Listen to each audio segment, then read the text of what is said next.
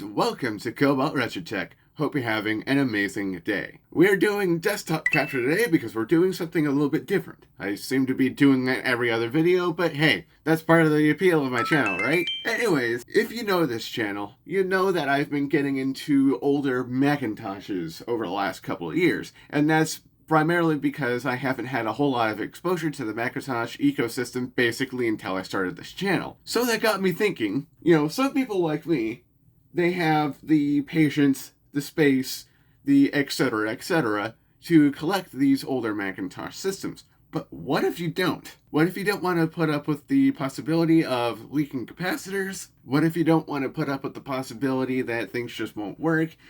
And what if you don't want to put up with a Power Mac G5 that's absolutely massive? Well, you could emulate with a program called Mini VMac, or a couple other ones like SheepShaver. Those are saved locally onto your computer, and that is totally a viable way to do it.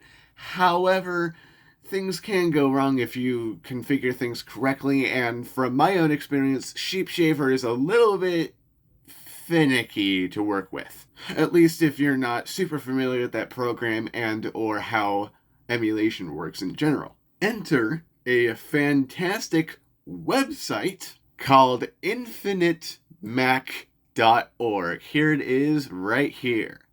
This is an amazing piece of web engineering that helps you emulate every single version of Mac OS from System 1 all the way to Mac OS 9.0.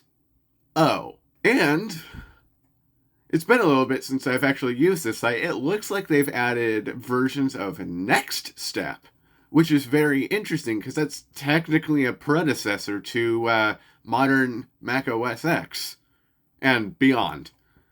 At this point, Mac OS X is a little bit of an antiquated term, but whatever. So according to the About page, Infinite Mac is a collection of ports of Mac OS system emulators, including Mini VMac, Basilisk 2, SheepShaver, and Dingus PPC. That's a hilarious name. So all of these projects, plus the work that has been put into the web ports of all this, makes this kind of project possible, and I would like to thank all the people that are involved into something like Infinite Mac to making software preservation and accessibility that much better. So, what better system to start with than 1.0?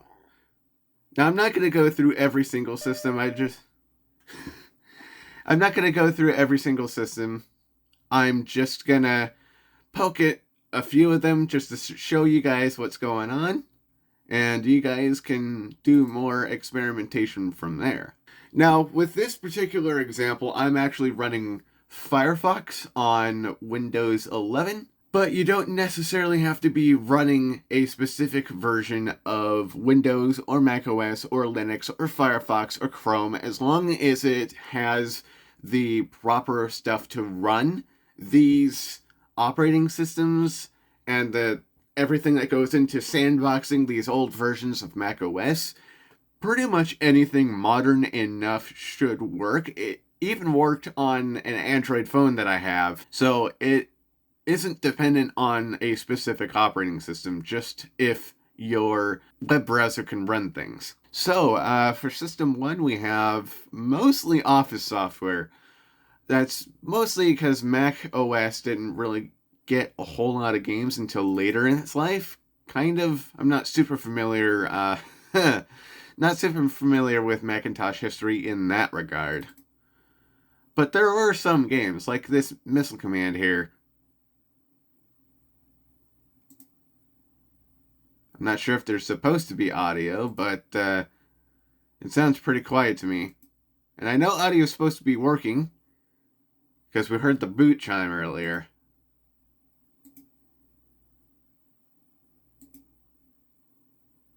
Obviously, this game isn't like its arcade counterpart, but it's still a game nonetheless.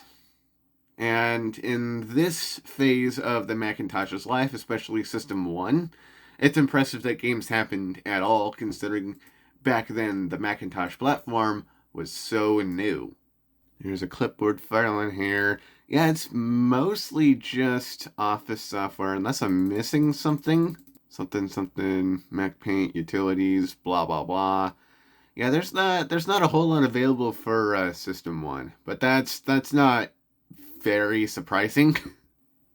Wow, it took over the whole desktop just to open a README file. Makes you really appreciate how much the modern Mac OS systems can do. Ooh. Files in the saved HD disk will be saved across emulator runs. Its contents can also be exported and imported. To load additional software, drag disk images. Whoa!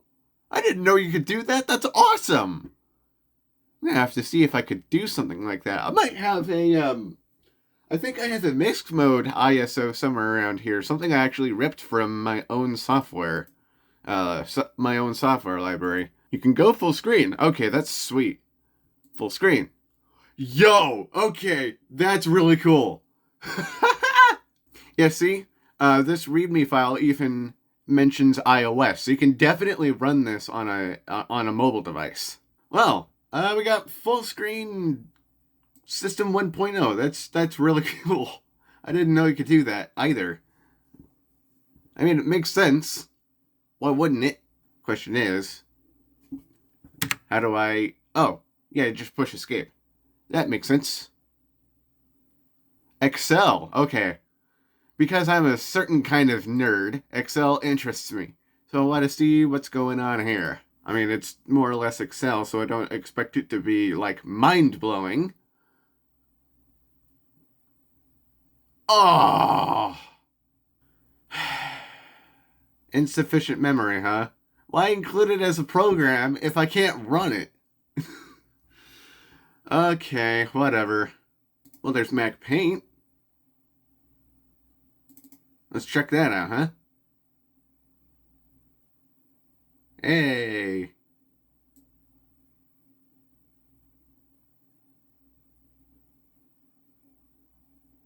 Yeah, seems to run fine.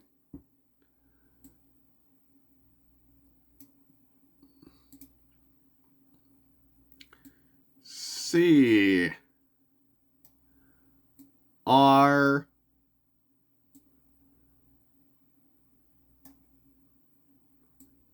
T. Don't blame me, I'm doing this on a cheap ergonomic mouse.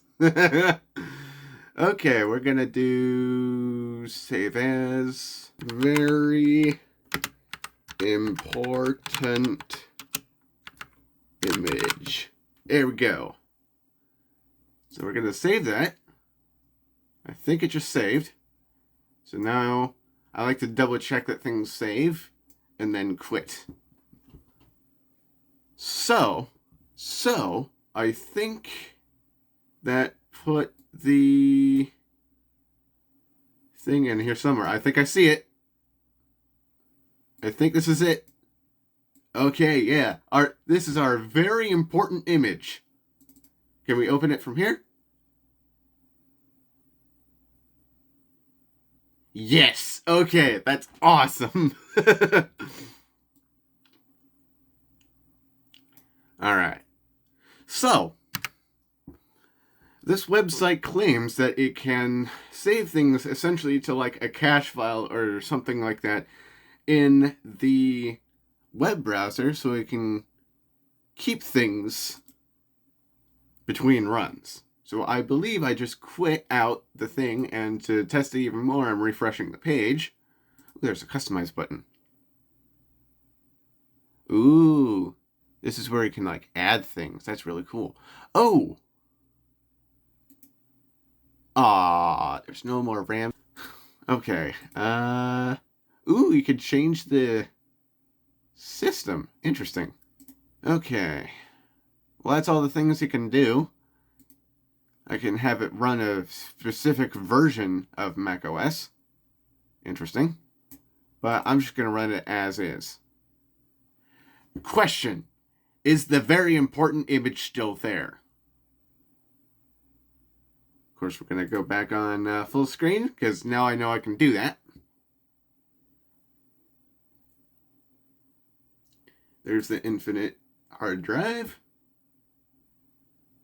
Ooh. I don't see... Huh. Unless it's in Mac Paint. Damn. I think we just lost our very important image. It's possible it didn't save it correctly. But, oh well, it's not like I was actually depending on that.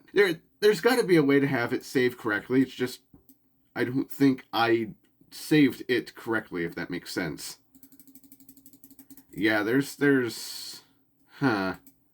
Oh? Oh. Oh, no, that was a lie.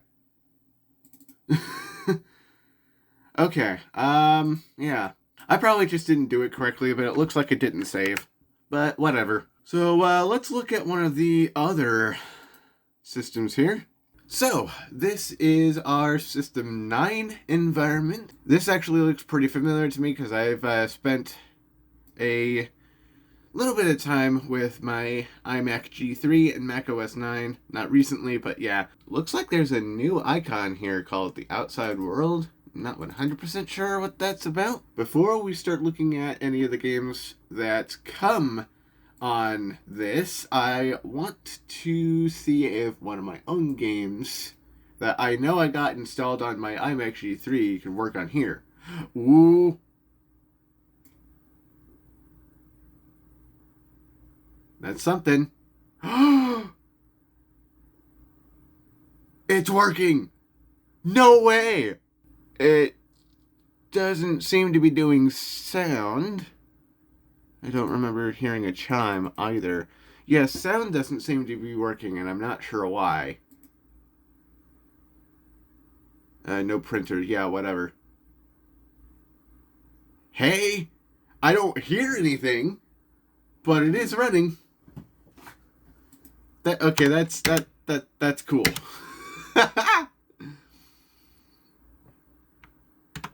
Okay. Yeah, no idea why the sound isn't working. But it seems to be running more or less correctly. Yeah, I need to find the items first. Seems to be running alright, though. So yeah, this is Pajama Sam. This is a point-and-click adventure game I've had since I was about 5. I don't play it regularly anymore. I guess you can wonder why. But this is a game that I like to use to test older systems.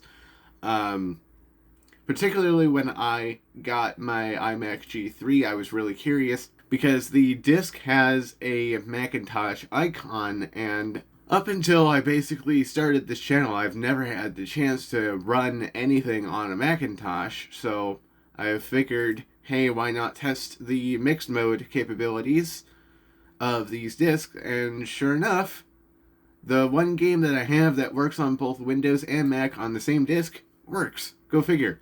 So this is a kid's point-and-click adventure game. I remember playing this a lot when I was a kid. I have some pretty fond memories when it comes to this game. I just really wish the sound was working. But then again, it's probably a good thing that the sound isn't working because music copyright. Okay, I wonder if there's a setting I can change here.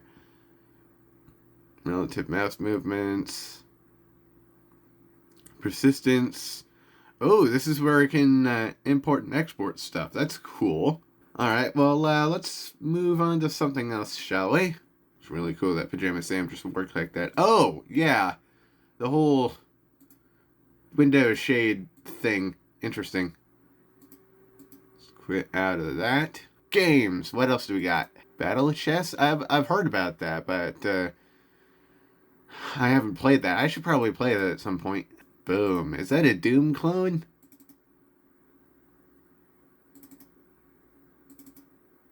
What is this about? What? Ooh, shareware. Nah. What? Oh, it's a Bomberman clone. Okay. How do thing?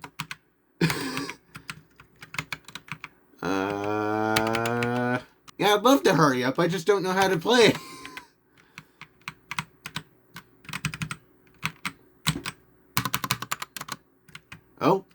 Oh, control. Okay.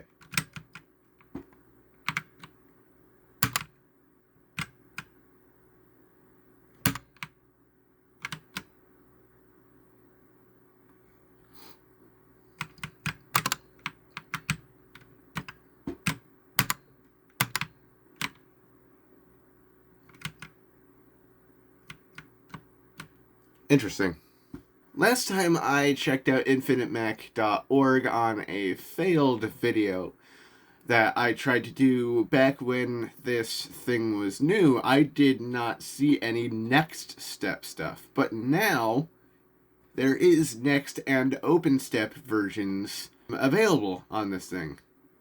And apparently there's a thing for customizing a machine here down at the bottom. So yeah, let's open up Next Step 3.0 here and see what that's about.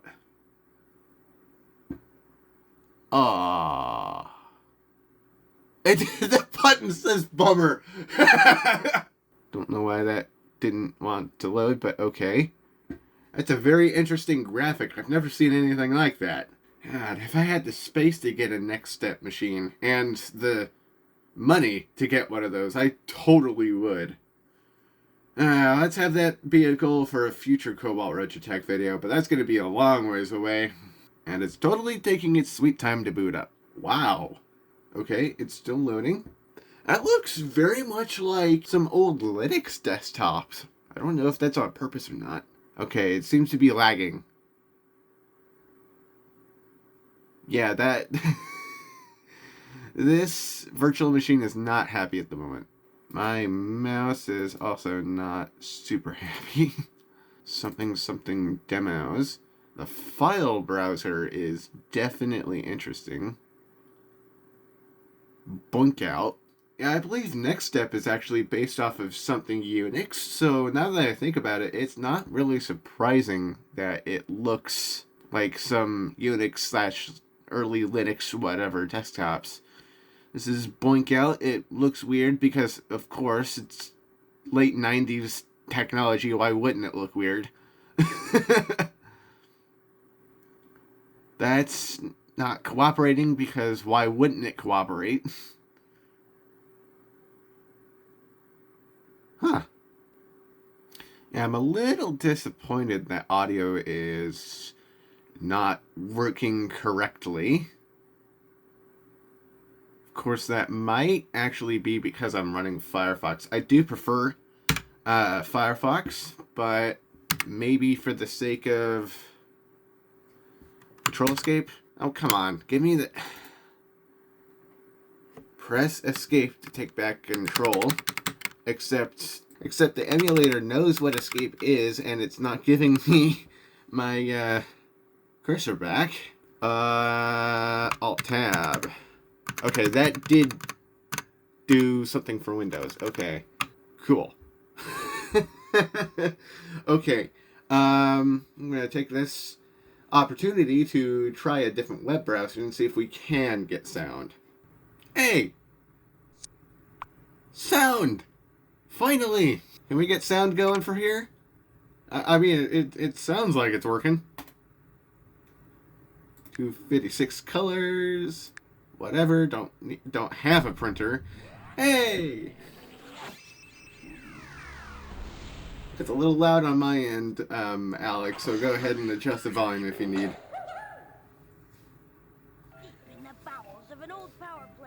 Sweet! Okay, sound does work. So, yeah, apparently there is a way to get sound working. I'm not sure why it wasn't working with that System 9 emulation. But, yeah, whatever works. I capture him. Okay, I'm ready to go into my closet and capture darkness.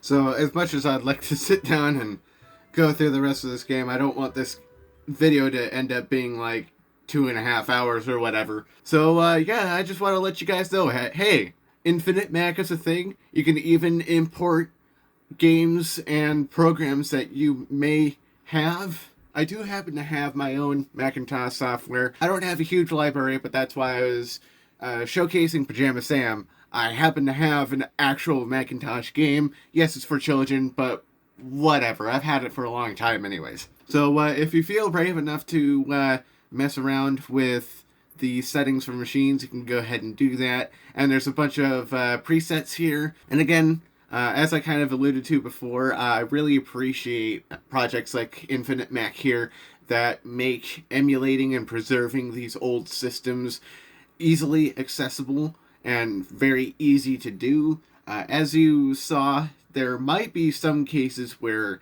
sound or, some things may not work 100% correctly, but that just more or less comes with the territory of emulation in general. Things just don't like to work sometimes, but I'm impressed, frankly speaking, that this is working at all. Like 5 years ago, like even 5 years ago, this kind of stuff would have been close to impossible, as to my knowledge, it's really hard to get stuff like this to work in a web browser. Now, admittedly, with modern systems getting so much better, there's more performance headroom, blah, blah, blah. It's easier now to get stuff like this going. But when I was growing up, it was impressive that Flash games even worked in a web browser, let alone whole system emulators like this. So I highly recommend you give Infinite Mac a shot, especially if you grew up with a Macintosh system or you're just curious of what old Macintoshes feel like. You can even screw around with software that's not available on the Infinite Mac hard drive. So I think that's really cool that you can even go as far as importing software that you have on hand. And I also think it's really cool that they even include next step operating systems, something I didn't even expect for them to do. But yeah, I highly recommend you guys check this out and show the developer some love, because this is, in my opinion, a very impressive thing for anybody to do, really. Thank you for watching. If you enjoyed this video, please feel free to like and subscribe. Check out my socials, including Twitter and Tumblr, and I also have the CobaltRetroShop eBay store and the Patreon page linked in the description below if you would like to support this channel more directly. Speaking of the Patreon page, I do have to thank Kilo supporter Indian Mac for helping make Cobalt Retro Tech possible. Thank you. And with all that being said, I will see you in the next video.